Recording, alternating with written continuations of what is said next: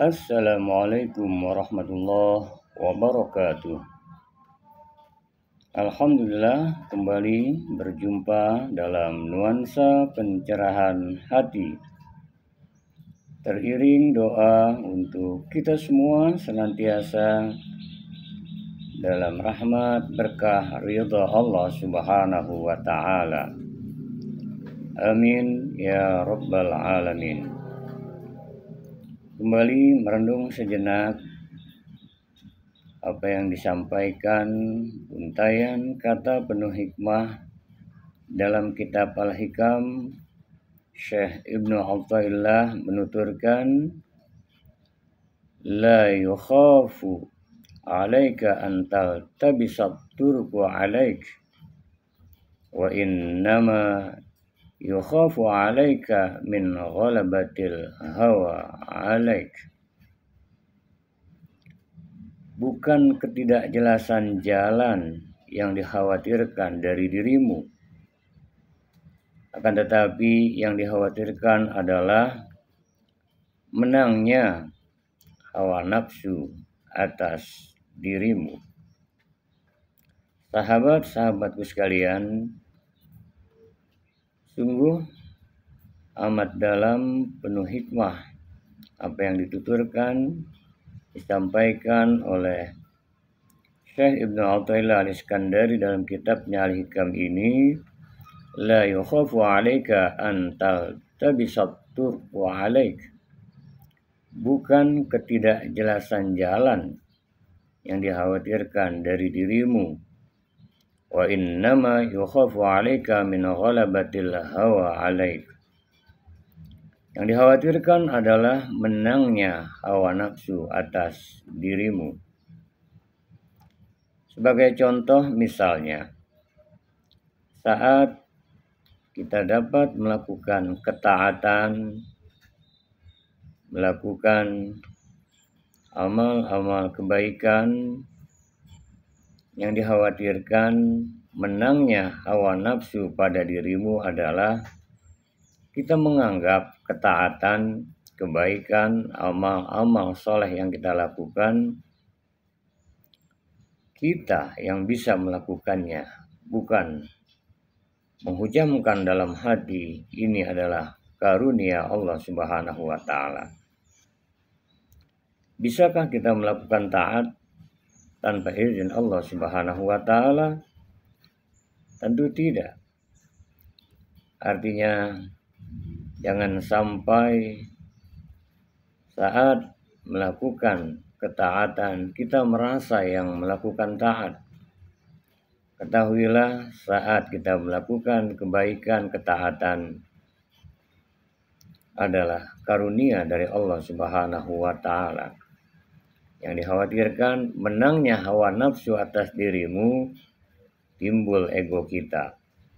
Merasa kita yang taat pada Allah, padahal ditaatkan oleh Allah Subhanahu wa taala. Sebagai contoh lagi yang kedua, saat kita melakukan sesuatu maksiat, tidak segera bertaubat. Bukan ketidakjelasan jalan. Seharusnya kita tahu kita harus segera mohon ampun, bertaubat, tapi karena menangnya hawa nafsu, kita bersantai-santai saja, seolah sesuatu dosa, maksiat, munkarat yang kita lakukan tidak kita insafi, sadari untuk mohon ampun seraya bertobat pada Allah Subhanahu wa taala. Ini yang dimaksud, bukan ketidakjelasan jalan. Yang dikhawatirkan darimu sudah jelas, harusnya bertobat. Akan tetapi yang dikhawatirkan adalah menangnya hawa nafsu atas dirimu, sehingga dituruti hawa nafsu, tidak segera kembali bertobat pada Allah Subhanahu wa taala. Saat Allah berikan aneka karunia hidup dan kehidupan, kenikmatan, yang dikhawatirkan adalah menangnya hawa nafsu atas dirimu, yakni lalai, lupa mensyukurinya.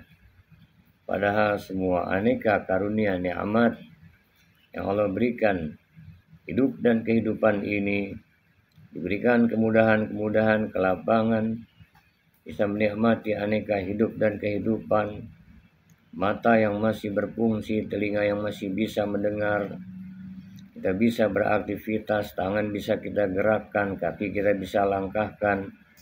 Banyak nikmat-nikmat Allah yang tiada pernah henti dan berhenti, tiada pernah bertepi.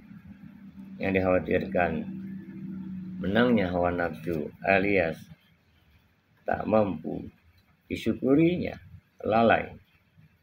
Kemudian saat diberikan ujian, hal-hal yang tidak mengenakan, yang dikhawatirkan bukan tidak tahu cara jalannya karena menangnya hawa nafsu, sehingga tidak dibingkai dengan kesabaran. Sahabat-sahabatku sekalian, la yukhafu alaika antal tabisat turuku alaik wa innama yukhafu alaika min ghalabatil hawa alaik. Bukan ketidakjelasan jalan yang dikhawatirkan dari dirimu, yang dikhawatirkan adalah menangnya hawa nafsu atas dirimu. Innan nafsa la'ammaratum bisu, sesungguhnya nafsu ammarah selalu menyuruh, mengajak kepada perbuatan yang buruk, illa ma rahima rabbi, kecuali yang dirahmati oleh Allah Subhanahu wa taala. Wa nafsi wa ma sawwaha, Allah mengilhamkan pada jiwa bahwasannya qad aflaha man zakkaha wa qad khaba man dassaha, sungguh beruntung orang yang mensucikan jiwanya, dirinya, rugi besar orang yang mengotorinya.